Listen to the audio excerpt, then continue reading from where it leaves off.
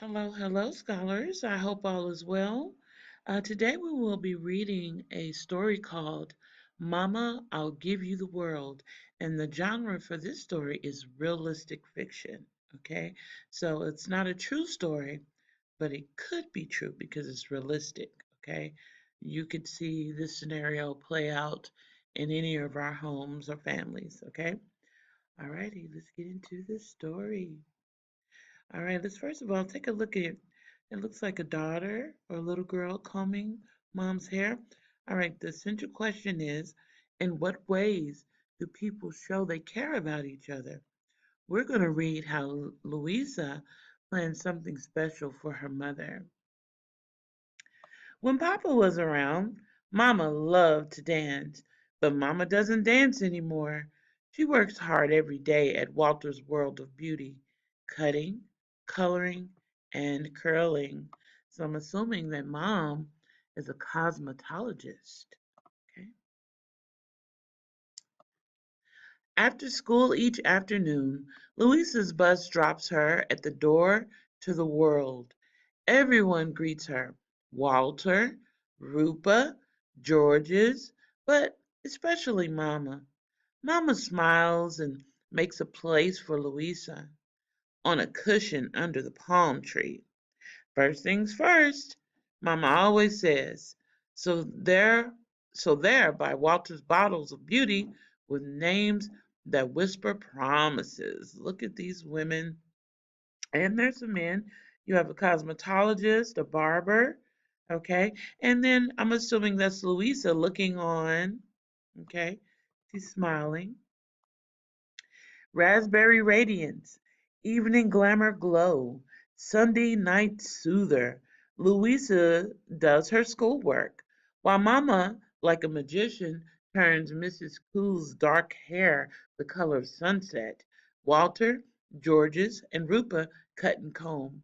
Louisa does a math problem. Then she writes a story for English about a girl with a magic brush that brushes people's cares away.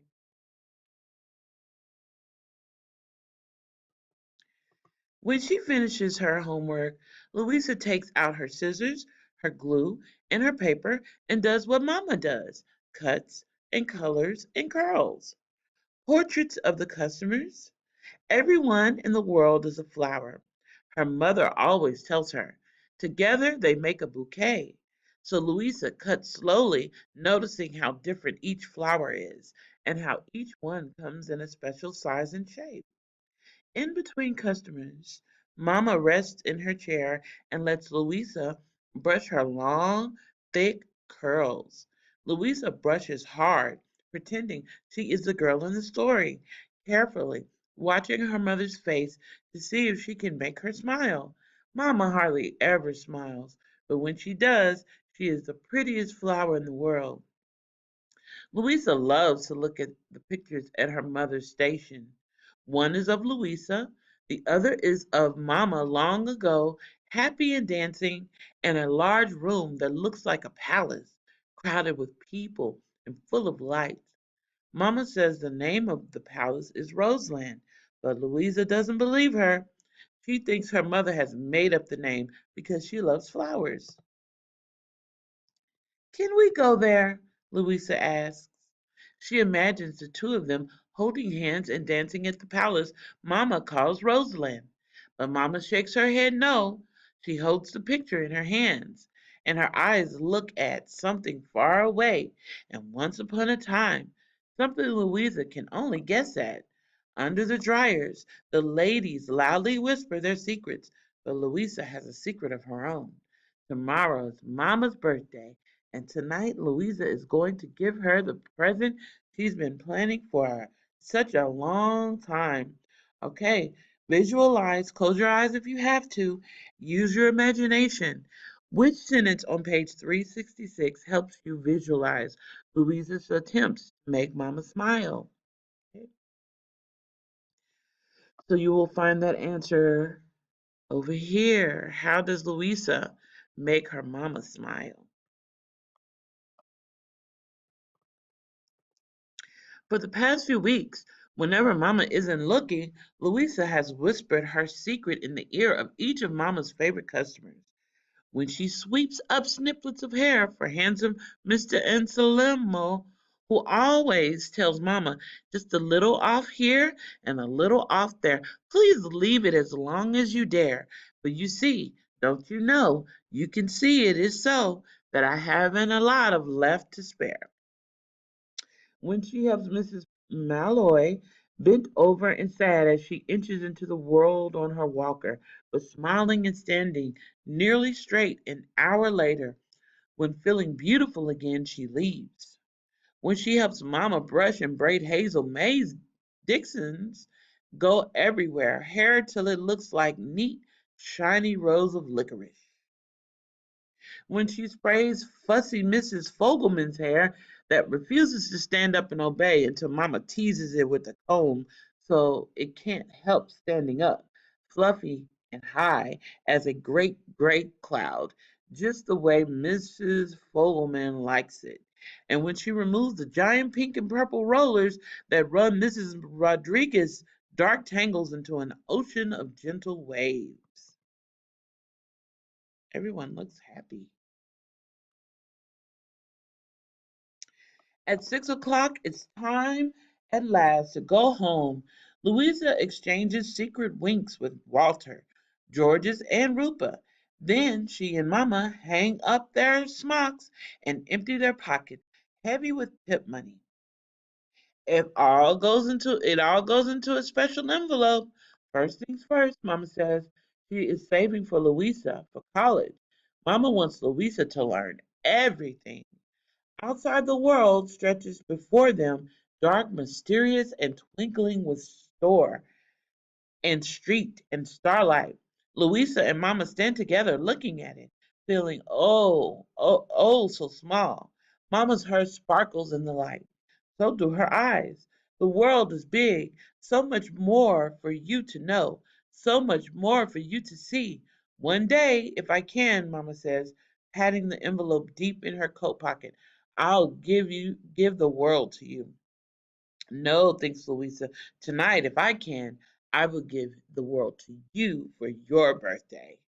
At home that evening, Louisa asked Mama to try on her prettiest dress, the one with the roses and violets and vines that encircle Mama's waist the way Louisa's arms do when they hug. Please, Mama, Louisa begs. Not now, Mama says. I'm tired. Pretty please? Louisa asked, opening her eyes as wide as Walter's window and looking at Mama in a way she knows Mama can't refuse. All right, Mama says, and puts on her dress. While she does, Louisa pretends to be searching for something. Mama, she calls out, we have to go back to the world. I forgot my book. Louisa hurries and hands Mama her coat. Mama pushes the coat away. No, she says, it can wait until tomorrow. Louisa is worried. But Mama, she pleads, it's for my book report. Don't you always tell me first things first? Mama sighs and puts on her coat. Louisa tries not to smile. What is Louisa up to? All right, we're going to visualize again. Which words on page 370 help you visualize the world outside of the salon? Oh, wow, look at there. It's a party. When they get to the world, it is dark. Louisa holds her breath as Mama takes out her keys and opens the door. The moment Mama turns on the light, music fills the world. Surprise! Louisa's portraits dance along the walls and mirrors. Walter, Rupa, and Georges have filled the room with roses and have hung tiny lights that wink like eyes. All of Mama's favorite customers are there, dressed up, but Mama, smiling, is the prettiest of all. Oh wow, look at Mama and Louisa and all of the happy customers. Oh, what a wonderful thing to do. Happy birthday, everyone yells. Then speech. Mama blushes. First things first, she says, and Mama gathers Louisa into her arms. For your birthday, Louisa says, I wanted to turn the world into Roseland. You did, Lulu Bell, Mama says. Thank you. Thank you all. Mama, Louisa asks as the music swells from Walter's boombox, will you dance with me? Mama doesn't move and she doesn't answer. She looks at Walter, Rupert, and Georgia smiling at her. She looks at Mrs. Malloy's two old feet tapping beside her walker like two new feet. She looks at Mrs. Fogelman's great gray cloud of hair turned golden by the lights and changed in clear weather clouds. She looks at Mr. Anselmo and Hazel May Dixon and Mrs. Rodriguez and Mrs. Pooh all dressed in their finest clothes to honor her. Then she looks deep into Louisa's eyes, and Louisa sees that Mama's eyes are no longer far away. They are near and clear and wet with tears. Shall we dance? Mama asked Louisa. Oh, how wonderful. And Mama and Louisa dance. Oh, look at that now. Hey, everybody's having a good time. And Mama and Louisa dance. They twirl and whirl and laugh together. Soon everyone is dancing, and the world seems to sparkle and spin faster and faster around them. Then Mr. Anselmo, with a bow so deep that his bald spot shows, and he doesn't even care, asks Mama and Louisa to dance with him, and they do. And the way Mr. Anselmo smiles at Mama and the way she smiles back at him make Louisa think there is no more beautiful place in the world than this world, the world they are dancing in now. Okay, we're going to make some predictions. Stop and check. How do Louisa and Mama feel at the end of the story? Make a prediction about their future. That was a great story. It was a long one, but I think it was worth it. Okay. All righty, guys. Make sure that you respond to the questions at the end of the story. We're going to be talking about author's purpose. Why doesn't the author reveal the secret that Louisa whispers to the customers before the end of the story? Okay. So let's talk about it. I will see you all in class. I hope you're having an amazing day. Bye.